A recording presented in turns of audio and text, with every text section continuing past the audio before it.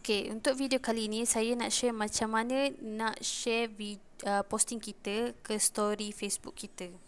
Okey, so kita buka Facebook kita, kita pergi ke my profile. Okey, ni profile saya. Okey, kita pergi ke kita punya posting tadi. Okey, ini posting ni saya dah buat dalam video pertama. Boleh tengok, boleh rujuk video pertama tu untuk tengok macam mana nak buat post di wall kita. Okey, sekarang ni saya nak share macam mana nak share kita punya posting ni semua ke dalam story kita.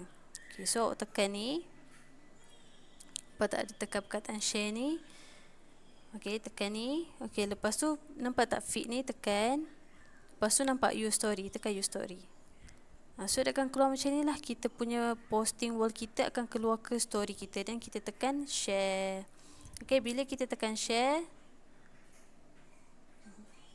dia akan keluar macam ni. Okay. Dia akan keluar macam ni lah kita punya story kita. Ini adalah kalau kita nak share posting kita ke dalam story kita. Okay. Tapi saya suka kalau kita letak gambar saja, tak ada perkataan-perkataan ni. So untuk tak gambar saja boleh. Saya rasa semua tahu macam mana nak share dalam story kan. Okay, so kita tekan kita punya profile gambar ni. Okay, kita tekan view story. Lepas tu, okay, kita tekan kita punya the plus kat sini. Create story. So macam saya sukalah guna gambar-gambar ni. Okay, saya ambil gambar pertama, saya share. Okay, lepas tu saya buat lagi, tambah lagi ni. Saya guna gambar kedua pula, saya share. Okay, lepas tu saya buat lagi, guna gambar ketiga pula. Okay, lepas tu saya share.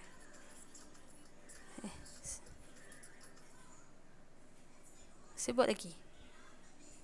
Okay, ambil gambar yang last sekali, gambar keempat, dan saya share. So sekarang ni kita pergi keluar. Okay, kita refresh kejap. So kita boleh tengok kita punya story kita. So story kita pertama sekali dia akan cerita pasal masalah pasal penyakit Malaysia ni, penyakit ada dekat Malaysia ni. Okay, lepas tu gambar kedua ada cerita apakah risiko kalau kita tak kawal masalah kita ni.